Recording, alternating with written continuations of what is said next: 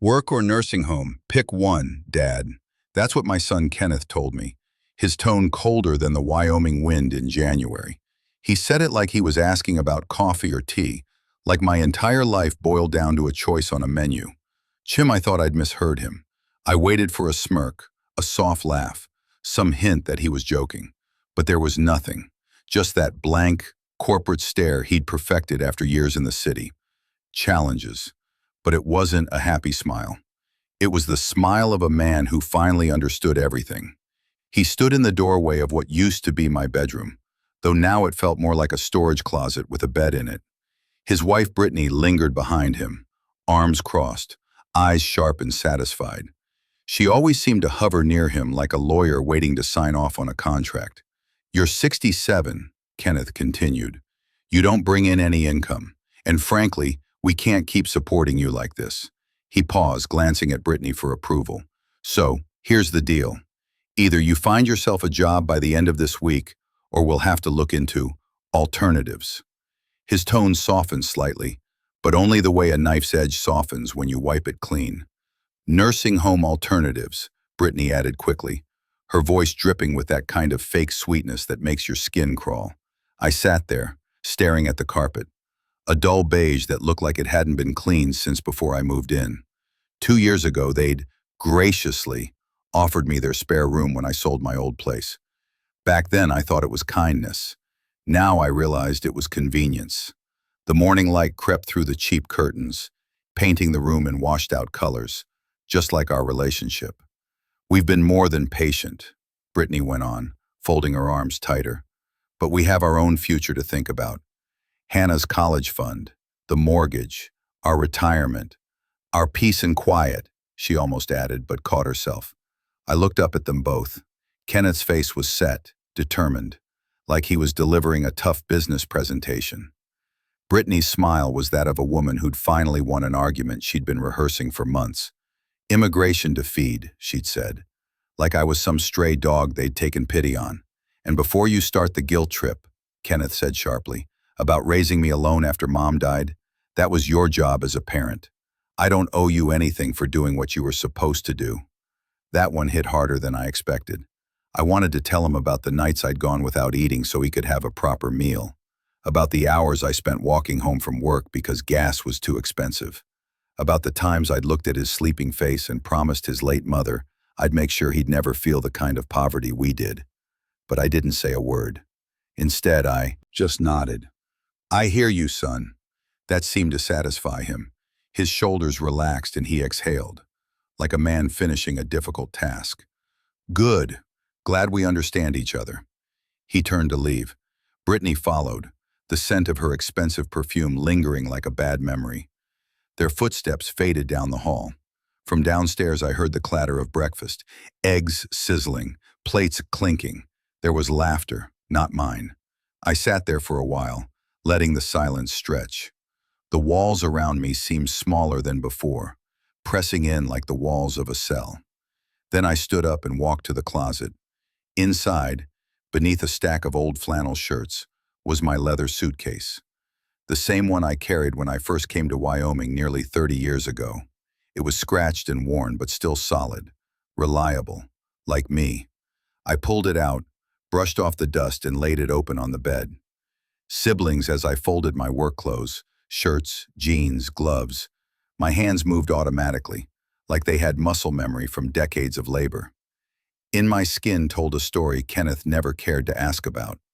Every scar had a name, a beam that fell, a fence that broke, a winter storm survived. I paused for a moment, staring at my hands. Calloused, rough, but steady. Those hands had built something incredible, something Kenneth had no idea existed.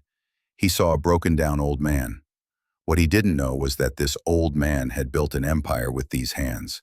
1 acre, one sunrise, one back-breaking day at a time. The ticked softly on the nightstand. 7:45 a.m. Disillusion. I reached for my phone, an old flip phone with scratches across the screen. Most people would laugh if they saw it. Kenneth had once. "You really should upgrade, Dad. It's embarrassing." Embarrassing. That word stuck with me. I flipped it open and scrolled to a single contact I hadn't called in years. Crimson. He picked up after the first ring. "Mr. Foster?" I said quietly. "It's time." Therefore was a long pause on the line. Then in that deep, steady voice of his, he said, "You sure about this, sir?" "Never been more sure of anything in my life." "I'll be there in 20. I closed the phone and slipped it into my pocket. The world was waking up. Neighbors walking dogs, a mail truck humming down the street, sprinklers hissing. It was all so normal. And yet, in less than half an hour, everything was going to change. As I finished packing, I heard muffled voices downstairs. Kenneth and Brittany were laughing again, probably planning their weekend, maybe looking up brochures for nursing homes. They'd be in for a surprise soon enough. Then I heard it, faint at first but unmistakable. A low, powerful rumble in the distance. It grew louder with every passing second. From my window I could see the street beginning to fill with movement. Large, black trucks, one after another, turning the corner in perfect formation. The kind of vehicles that made people peek through their curtains. The rumble grew into a roar. Flick downstairs, I heard Kenneth's voice stop mid-sentence. "What the hell is that?" Brittany's heels clicked quickly across the tile.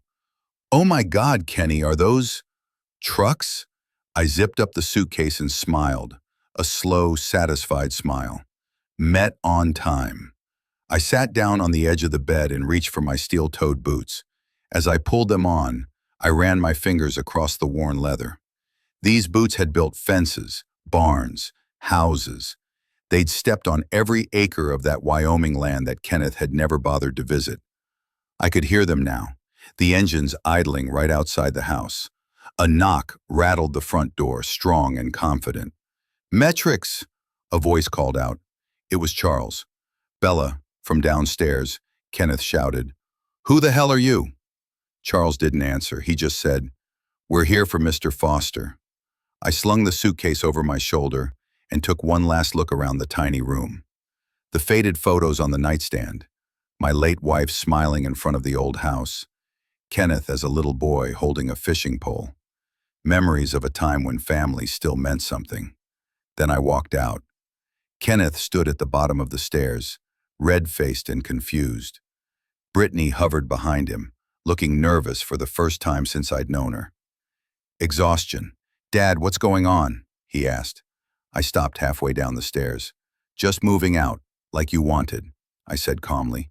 "But don't worry, I won't need a nursing home." Charles stepped forward, tall, broad-shouldered, wearing the same ranch jacket he'd worn for years.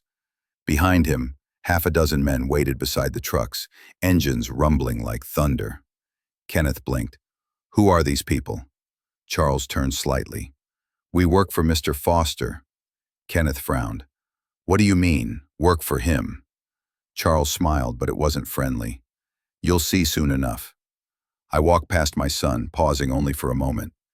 "You were right, Kenneth," I said softly. "This isn't working out." Then I stepped outside into the bright morning sun.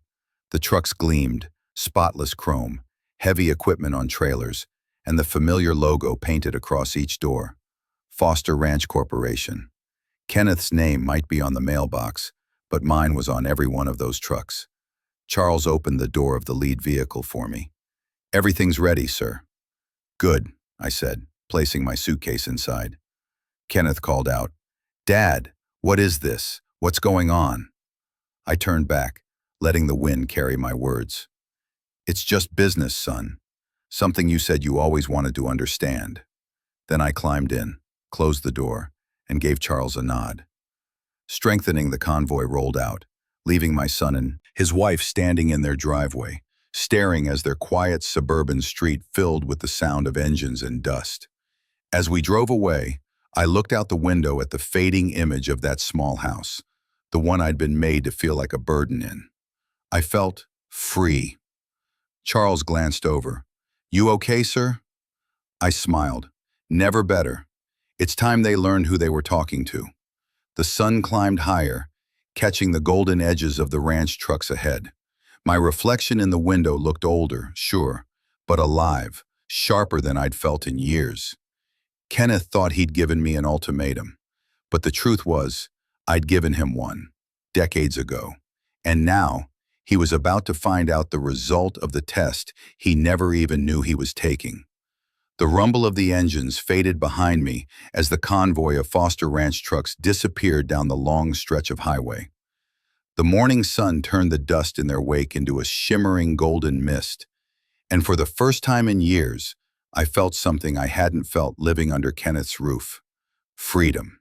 Charles drove in silence, his hands steady on the wheel, his jaw set like it had been since the first day I met him back in '96.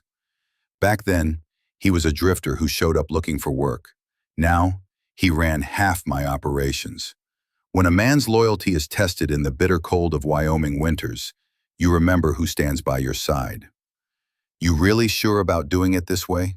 he finally asked, his eyes flicking toward me. I nodded slowly. He made his choice, Charles. Now it's time he sees what that choice really means. Charles didn't argue. He never did. "Then I'll get the men ready." We rode in silence for a few miles more.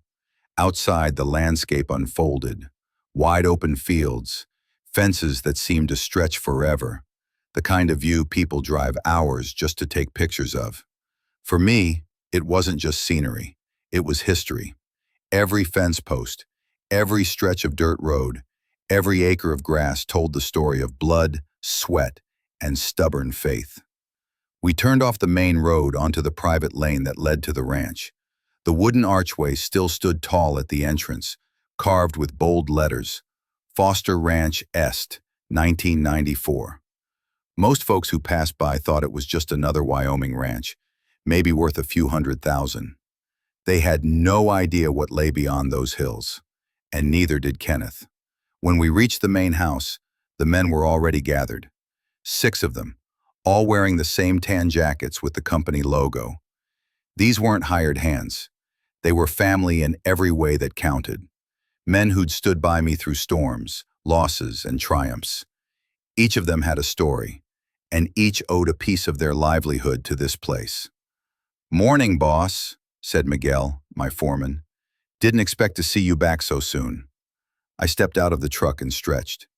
"Change of plans, Miguel. We've got company coming." He frowned. "Company?" "Kamal," Reclub smiled faintly. "My son." Expelled. That single word was enough. The men exchanged looks but didn't say anything. They'd heard me talk about Kenneth over the years, sometimes with pride, sometimes with pain. They knew there was more to this story than I ever let on. "Get the house ready," I said, "and make sure the guest cabin's cleaned out. I want everything looking its best." Charles raised an eyebrow. "You planning to invite him out here?" "Not yet," I replied, walking toward the porch. "He'll invite himself once he realizes what he's done."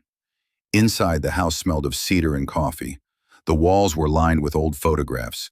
Me standing beside the first tractor I ever bought. My late wife holding baby Kenneth.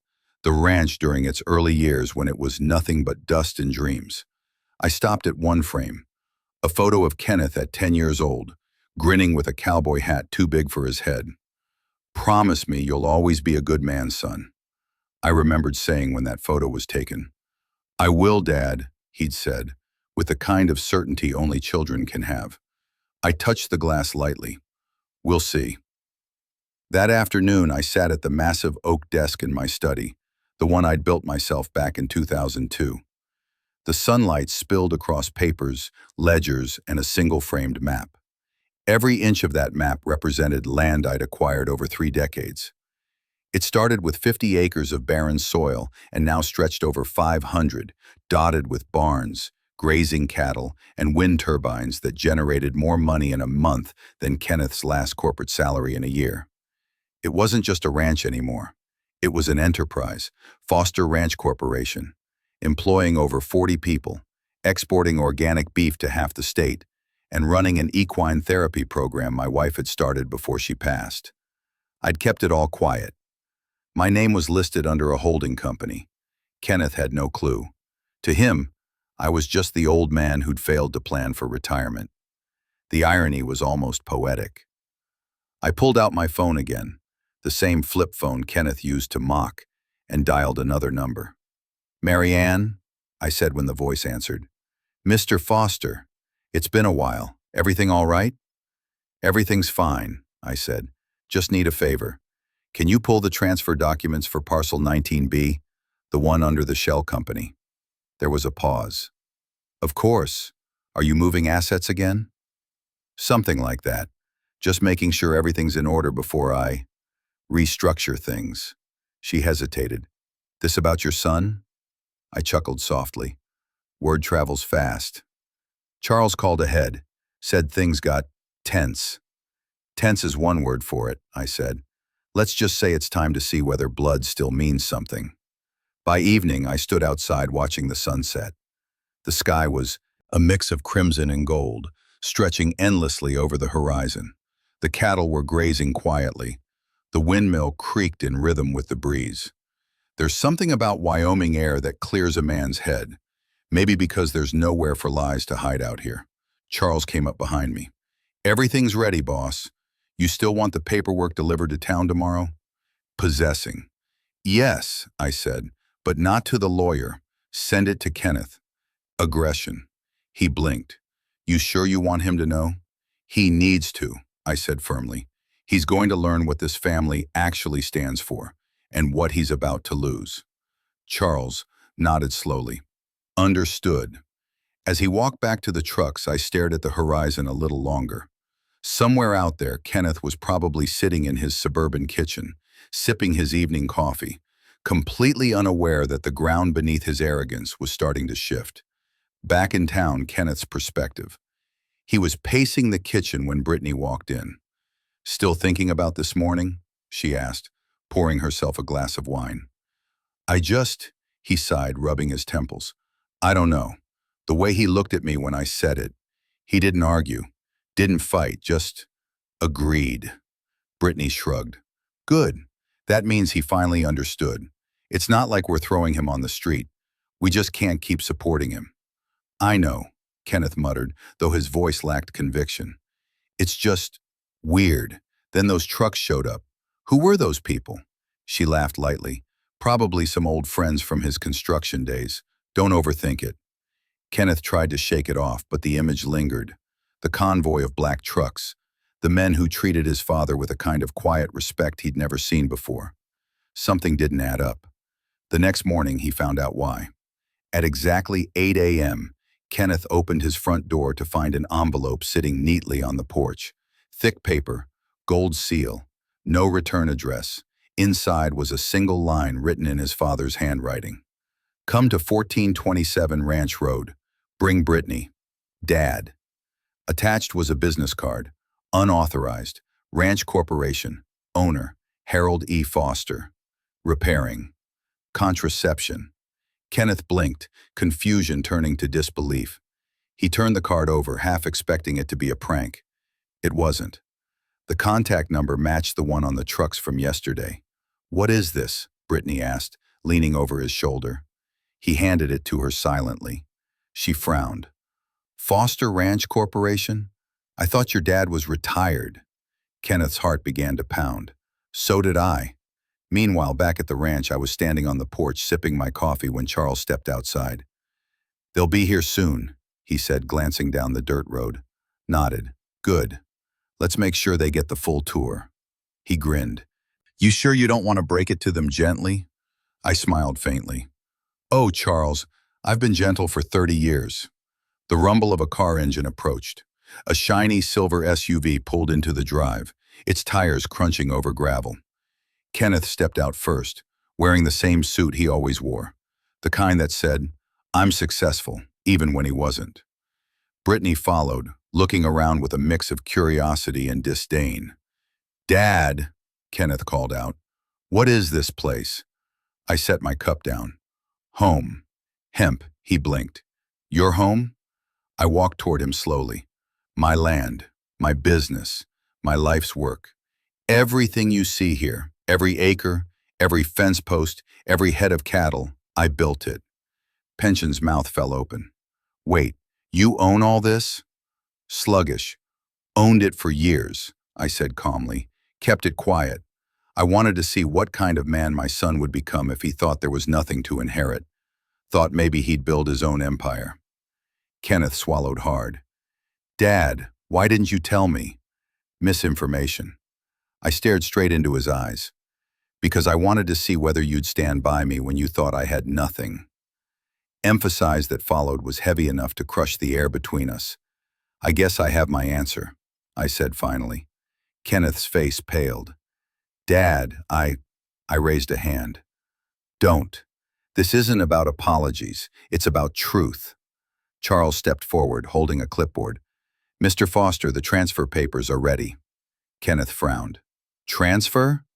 I turned to Charles. Let's go ahead. He nodded and began flipping through the documents. As of this morning, Foster Ranch Corporation is being placed in trust. Half of it will go toward the Workers' Retirement Fund, per your instructions. The rest remains under your direct ownership. Kenneth's mouth opened slightly. You're giving it away? Missionary. I'm ensuring the people who earned it never have to worry again, I said. As for you, son, ambiguity. You've still got a chance to prove yourself, but not here, not yet. Brittany looked outraged. So you're just cutting us out, after everything we've done for you? Probation, I turned to her, my voice cold and measured. You mean after the way you both treated me like a burden in my own home? Yes, that's exactly what I'm doing. Kenneth's jaw tightened. Dad, please, let me make this right. You had your chance, I said quietly. Now it's your turn to work for it, just like I did. Stealth night, after they'd left, I stood outside again, watching the stars come out one by one. The ranch was alive with the sounds of night. Crickets, the distant lowing of cattle, the hum of the wind turbines. Charles joined me, a faint smile on his face.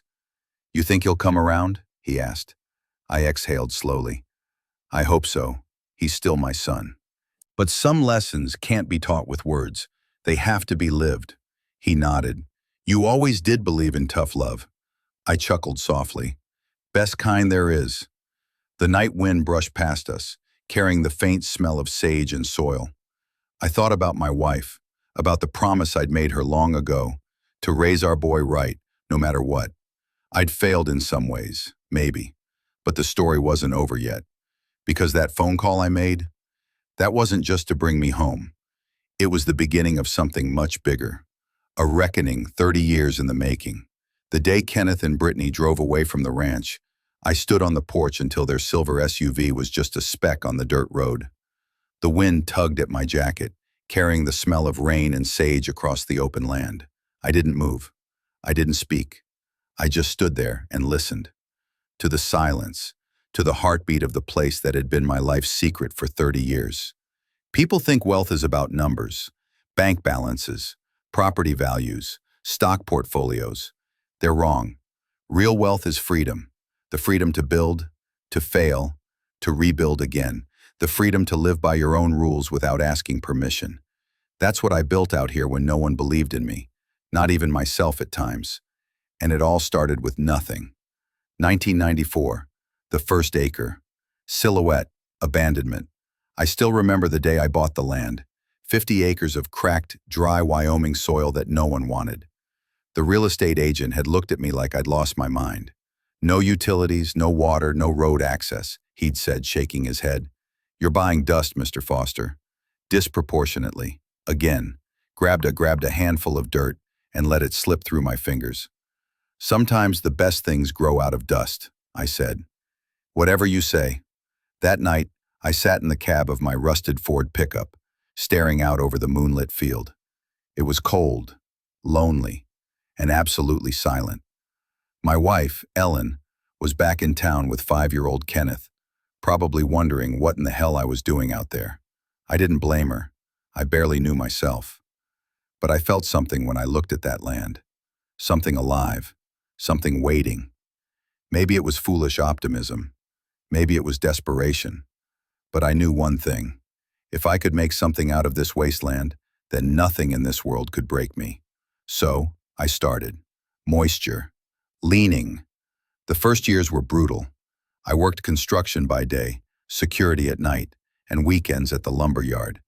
I'd come home with sawdust in my hair, calluses splitting open, and muscles that felt like steel cables ready to snap. But every extra dollar went straight into the land. Tools, fencing, a generator, fuel, shields. Some nights I'd fall asleep in the dirt beside a half-finished fence, the stars so close it felt like I could touch them. I didn't know it then, but those nights were shaping me into someone different. Not richer, not smarter, just tougher. Miss Hughes, Eden. Ullen used to come out with Kenneth on Sundays. She'd bring sandwiches and lemonade, and the boy would run around chasing grasshoppers, his laughter echoing across the empty fields.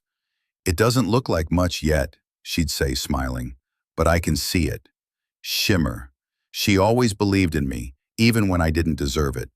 When she died, 5 years later, I almost sold everything. The silence out here turned from peaceful to cruel. But one night, I found her old gardening gloves hanging on the porch nail. She'd written something on the tag. "Keep building. Shimmer." So I did. 2001, the first breakthrough, Miss Hughes. By then, I'd bought another 100 acres. The land had value now, good grazing, a working well, and a small house that I built by hand. It wasn't much, but it was mine. That was also the year I met Charles. He came to the ranch looking for work, fresh out of the army, carrying everything he owned in a duffel bag and wearing eyes that had seen too much. I didn't ask questions. I just handed him a hammer and said, "Let's see what you can do." Abandonment. Shields. Turned out he was better with machinery than I'd ever been. By 2005, we had 2 more workers, a dozen head of cattle, and a plan that was starting to feel less like madness and more like destiny. When Kenneth turned 18, I asked him to join us. I remember standing at the bus station, holding an envelope with a one-way ticket back home and a letter I'd written by hand. "Son," I wrote, "there's a place for you here. You could help me build something real." He called 2 days later. "Dad, I love you, but I'm not wasting my life on some dusty ranch. I want more than that." The line went dead, but those words didn't. They stayed with me for years. 2008, the hidden empire begins. That was the year everything changed. We just struck a deal with a small organic beef distributor in Montana. It wasn't much at first, but word spread fast. Foster Ranch beef became known for its quality, its ethics, and its taste. I didn't use hormones, didn't cut corners. Every animal was raised right. Every worker paid fairly. We grew slow but steady. Cattle, more land, more people. By 2010, I had 500 acres of prime ranch land and a full-scale operation. On paper, though, it all belonged to a network of holding companies I'd set up through Marianne, my lawyer. The name Harold Foster never appeared on a single public record. I wanted anonymity, not applause. Why? Because I was still testing something. Not the business, my son. I wanted to know if he'd come home for me or for what I had. He didn't come home at all. 2014, the visit. Uninst the blue, Kenneth showed up. Drove 8 hours from Denver in a new BMW, wearing a suit and that city arrogance that comes from climbing too many glass towers. "Hey, Dad," he said at the gate, flashing a forced smile. "Just thought I'd check in." 2 years. I didn't mention it. We sat on the porch, shared coffee, and watched the sunset. He looked uncomfortable, like he was sitting on a time bomb. Finally, he said, "So, what have you been up to out here? Still playing cowboy?" I smiled. "Something like that." He chuckled, tapping his Rolex. "You know, you could make real money if you sold this place. Invested in something modern. I've got contacts who could—" I cut him off. "I like things the way they are." He rolled his eyes. "You and your old school pride." That night after he left, I told Charles, "He's not ready yet." Church darkness nodded. Then we wait. 2020, the storm. Paycheck hit hard. Cities fell apart. Businesses closed, and Kenneth lost his job. He called me again, his voice softer this time. "Dad, I might need to crash with you for a while," he said. "Of course," I told him. "You'll always have a place here." But he never came. Instead, he moved in with Brittany's parents for a while. then got another corporate job he hated. He called me less and less, and each time he did, the conversations felt more like obligations than love. By then, the ranch was worth millions. We'd built solar panels, expanded into renewable energy, and partnered with local schools for agricultural training. But to Kenneth, I was still just Dad, the retired laborer. It hurt, but I let him believe it, trembling, because the test wasn't over yet. Present day, the reckoning. Now, standing in my office overlooking the land, I could see how far we'd come.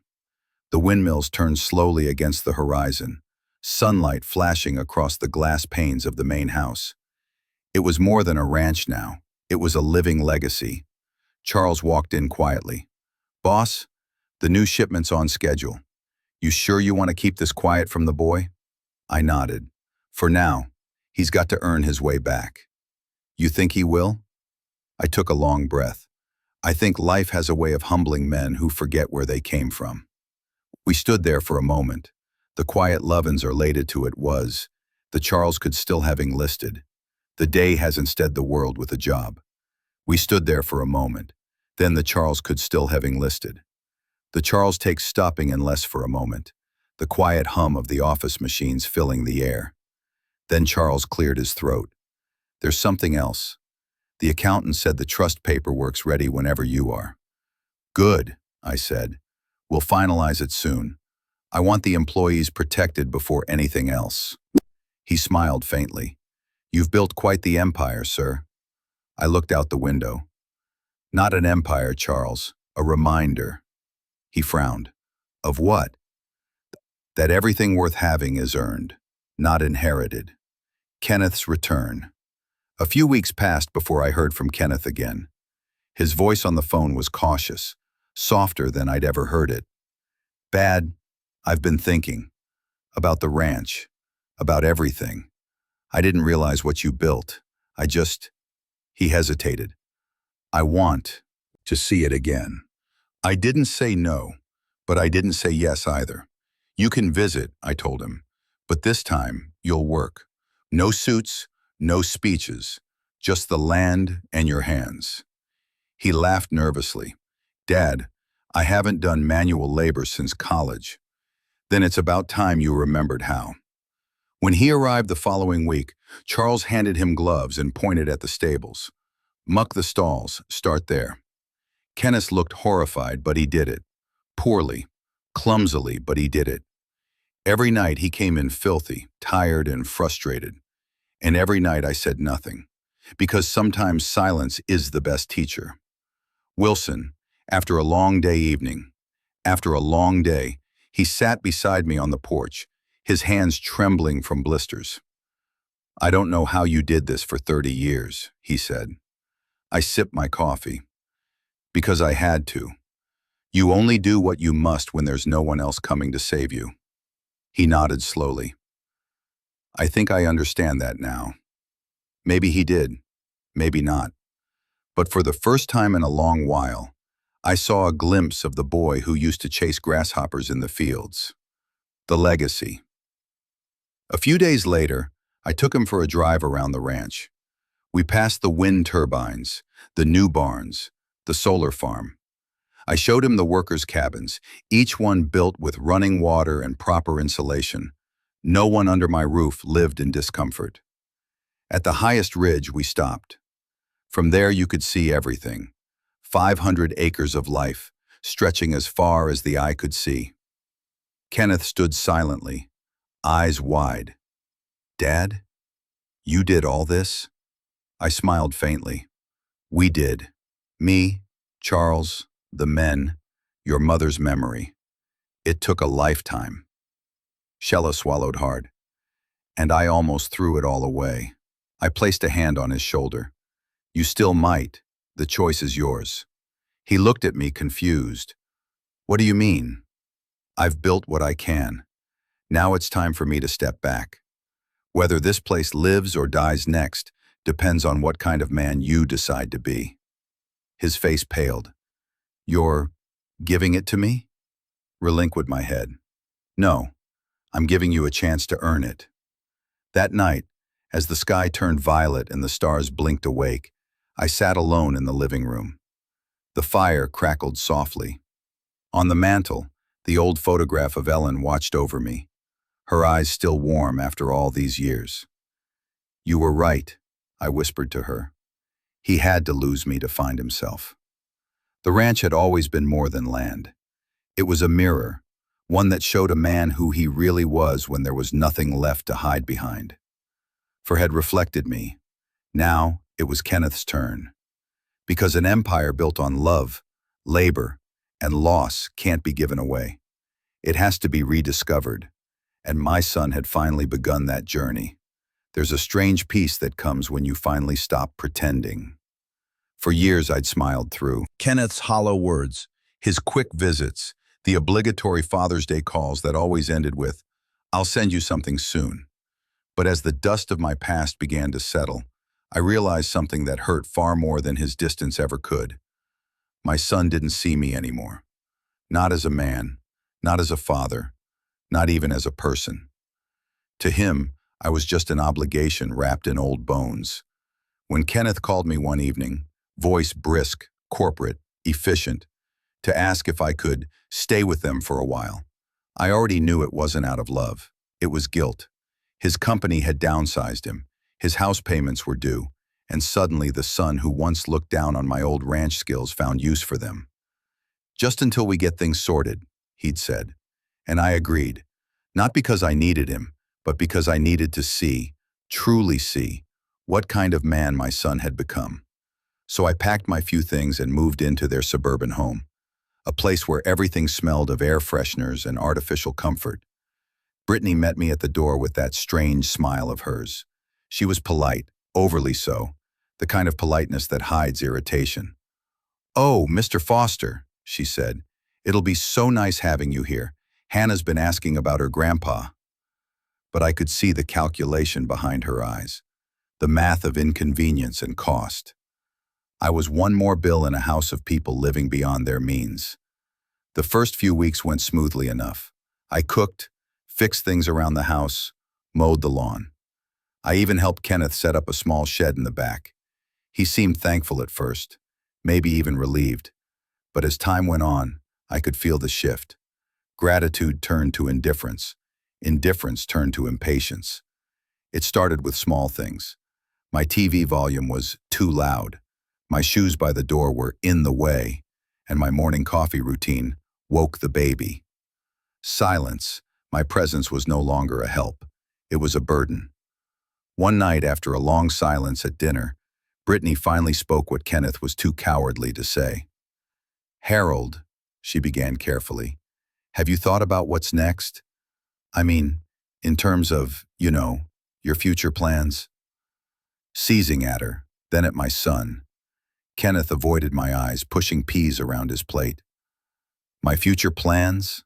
I repeated softly. "Well, I was thinking about watching my granddaughter grow up, helping you two get back on your feet, maybe fixing that leak in the upstairs bathroom." "That's not what I meant," she interrupted. We can't keep things like this forever. You're retired. We have our own expenses, our own responsibilities. It's just not sustainable." There it was, the speech I'd been waiting for. Kenneth added, "It's not personal, Dad, but maybe it's time you found something for yourself again. A job or—" He trailed off. "Or a nursing home," Brittany finished. Silence after that was heavy. Enough to drown in. I nodded slowly. "I understand." Because I did, more than they knew. That night as I sat alone in the small guest room, I looked at the old photograph I kept in my wallet. Me holding baby Kenneth at the ranch, dirt on my jeans, sun in my eyes, and that proud grin of a man who thought he'd done everything right. I remembered the nights I'd stayed up fixing engines so he could have new school shoes. I remembered selling a prized mare so he could afford his college textbooks. And I remembered the promise he'd made at 10 years old, when he saw me limping after a long day. "Don't worry, Dad. When I'm big, I'll take care of you." Kids say things they don't understand, but somewhere deep down, I think I believed him. I could have told him the truth right then, that I wasn't broke, that I didn't need his pity, that the man sleeping under his roof owned more land than half the valley combined. But that would have ended the test too soon. No, this had to play out. I had to know whether the boy I'd raised still had a trace of decency left. So I stayed. Quiet, observant, patient. Days turned into weeks, and I noticed every small cruelty. The way Brittany forgot to cook extra portions, the way Kenneth sighed when I sat in the living room, the way they spoke about me as if I wasn't there, discussing my future over dinner like I was a pet they could no longer keep. Each time I bit my tongue, each time I smiled that same calm smile that seemed to unsettle them more than anger ever could. Then came the breaking point. It was a Sunday morning. Kenneth was sitting at the kitchen table, scrolling through his laptop. I walked in and greeted him. No response. After a moment, I said, "I was thinking of taking Hannah to the park later, if that's all right." He didn't look up. "Actually, Brittany and I have plans. Maybe another time." I nodded, poured myself a cup of coffee, and turned to leave, when I heard him sigh. "Dad," he said, "you ever think maybe this just isn't working, you being here?" I turned slowly. "What do you mean?" "I mean, you're 67. You don't work. You don't really contribute. I'm trying to be honest here. This isn't sustainable. You either need to find something to do or move out?" I asked. He hesitated. "Or we'll need to look into options. You know, assisted living or something." Symmetry appeared in the doorway, arms crossed. "Sunset Manor has an opening," she said. "It's nice, and your Social Security should cover most of it." Rehearsed, like they'd practiced this conversation. I smiled faintly. "Sunset Manor. Yes, I've heard of it. Nationality." "You have until Friday," Kenneth added, standing up. "I'm sorry, Dad, but we can't keep doing this." I looked at him, and for the first time I didn't see my son. I saw a stranger wearing his face. Recognize, who had no idea who I was. Crimson. After they left for brunch, I sat by the window, the morning sun slanting across the floor. I let the warmth soak into my skin, like it was melting away the years of disappointment. I realized I wasn't sad. I was free. Free to stop pretending. Free to reveal the truth. I reached for my old flip phone, the one Kenneth had mocked countless times. "Get with the times, Dad," he'd laugh. That phone had more power than he'd ever know. I dialed a number I hadn't used in years.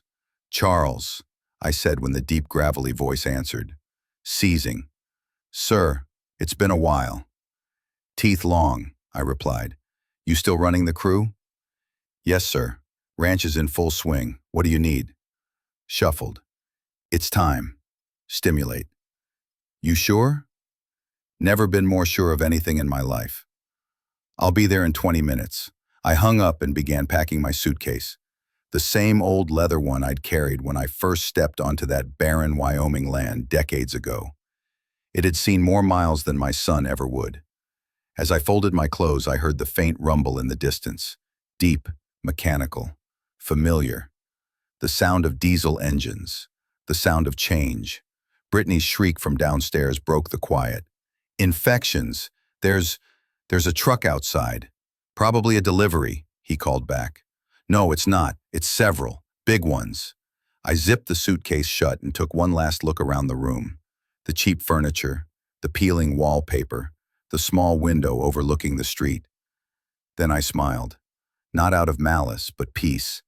The kind of peace that comes when you know the truth is finally about to surface. When I stepped out into the hallway, Kenneth was standing at the window, eyes wide. Outside, 3 black trucks idled in the driveway, engines humming. The men stepping out were dressed in uniforms, crisp, matching, professional. Not delivery men, not movers. They were mine. "Dad, what is this?" Kenneth asked, his voice tight. I strained my jacket. "You'll see." One of the men, tall, weathered, his gray beard catching the morning light, stepped forward and tipped his hat. "Good to see you, Mr. Foster." "Good to see you too, Charles," I replied. Kenneth turned pale. "You know them?" Unleashed. "Oh yes," I said. "Quite well. They've been with me for years." Charles handed me a folder. "All documents are signed, sir. We're ready when you are. Sluggish, I said, tucking it under my arm. Let's not keep anyone waiting. I could feel Kenneth's confusion hardening into disbelief. Dad, what's going on? Being turned to him, calm as ever. You told me to choose, son. Work or a nursing home. Well, I choose work. As I walked out the front door, the men straightened up, engines revving. I climbed into the front seat of the lead truck, the leather, interior creaking beneath me like an old friend. I looked back once, at the stunned faces in the doorway, at the house that had never been a home, and said quietly, "Thank you, Kenneth, for reminding me who I am." The convoy rolled away, engines growling, dust kicking up behind us like the years I was leaving behind. As the city faded in the rearview mirror, I saw the reflection of my own smile. Not one of revenge, but of truth. Because the test wasn't about wealth or land or pride. It was about heart, and my son had just failed. The sun had barely risen over Wyoming's endless horizon when we pulled into the drive of Foster Ranch. Dust swirled in the morning light, catching like gold in the air, and the ranch looked every bit as majestic as it had the first time I'd turned it into something more than dirt and dreams. But this morning, it wasn't the ranch itself that made my chest tighten. It was the anticipation of watching Kenneth finally confront the truth about the father he'd thought he knew, the empire he had ignored, and the life I had built quietly for 30 years. The Charles was at my side, calm as ever, checking that every man and piece of machinery was in position.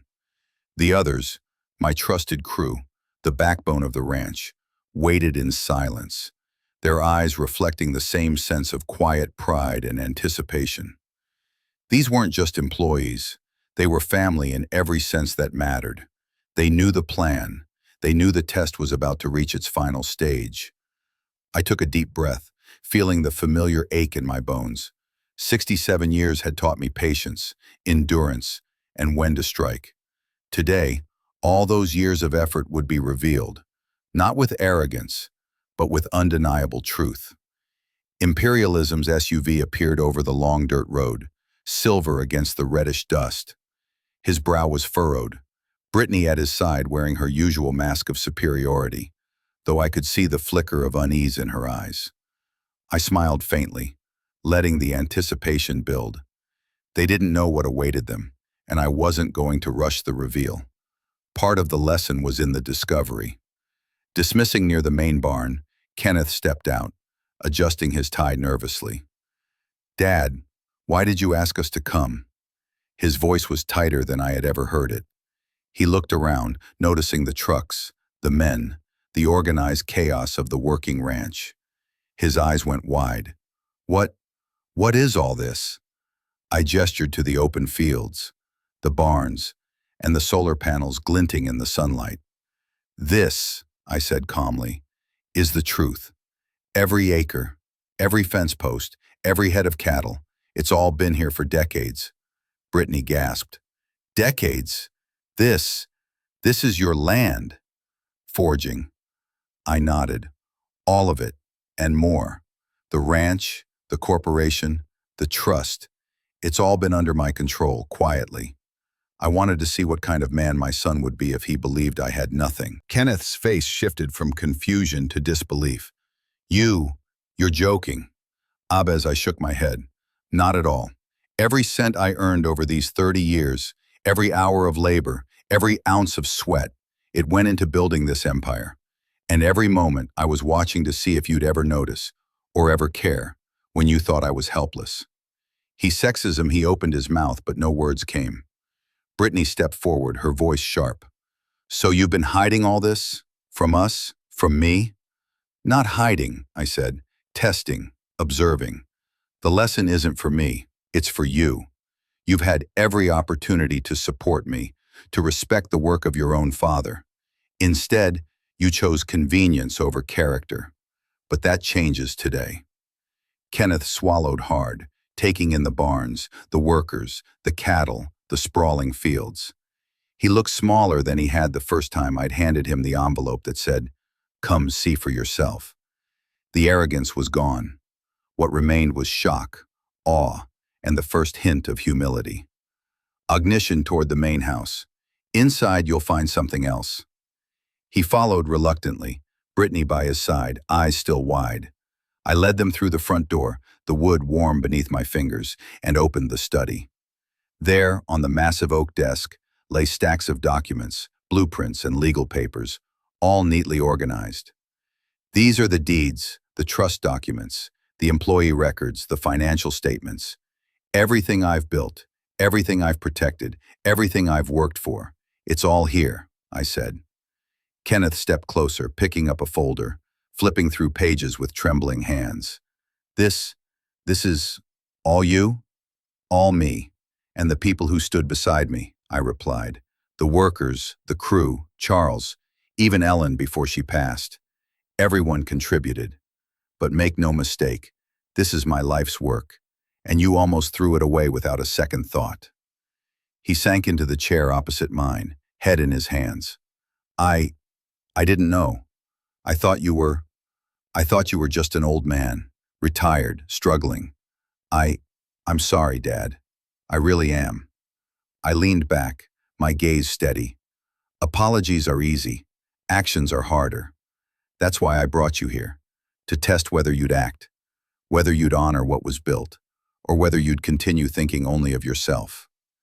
He looked up, eyes glistening. So, what now? I smiled faintly. Now you start earning it. Not inheritance, not by name, not by entitlement.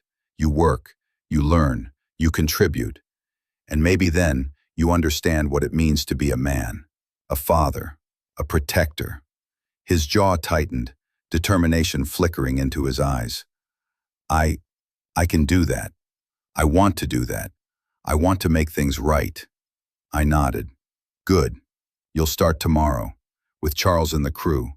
There's no easy way to inherit a lifetime of work. There's only sweat, blood, and effort. The choice is yours. Over the next few weeks, Kenneth changed before my eyes. The arrogance faded, replaced with humility. The frustration of work turned into pride. The realization of responsibility tempered with respect. He mucked stalls, fixed fences, fed cattle, and learned the machinery. Every calloused hand, every tired night, every early morning reminded him of the father he had ignored. One evening, as we stood on the ridge overlooking the ranch, he turned to me. Dad, I think I finally understand. All these years I thought you were just old and helpless. I didn't see the man, the work, the vision. I see it now. I hand on his shoulder. It's not about seeing, son. It's about living it. And you're beginning to live it. Brittany joined us, quieter now, no longer the smirked certainty of before. She too had learned the lesson, that respect, work, and integrity could not be faked or inherited. We watched the sunset in silence, the sky a canvas of crimson and gold, the land stretching endlessly before us. For 30 years, I had built this hidden empire not for wealth, not for recognition, but for truth. And now, finally, my son was starting to understand. That night, I sat in the study, the fire crackling, and wrote a letter. Not to Kenneth, he was living the lesson now, but to Ellen, my wife, whose memory had guided me through every lonely night. I built it all, love, not for them, not for the world, but for him to learn. And he's beginning to. He'll stumble, he'll fail, but he'll learn. And maybe, in time, he'll become the man I hoped he would be. We built this together, and now it's his turn to honor it. I folded the letter, placed it in her frame on the mantel, and smiled. For the first time in decades, I felt complete. Kenneth's voice echoed from outside. Dad, can I show you something? Walked out onto the porch and found him holding a small sapling, dirt under his fingernails, sweat on his brow, pride in his eyes. I want to plant this, as a start, for the ranch, for the family, for everything you've done. I nodded, feeling the weight of all those years lift. Good, that's exactly where it starts. Together we planted the tree on the ridge overlooking the valley, a symbol of growth, forgiveness, and the legacy that could never be bought, only earned. And as the sun disappeared behind the distant mountains, I realized something profound. The test wasn't just about the empire, or the money, or the land. It was about the heart. And finally, my son's heart had been found.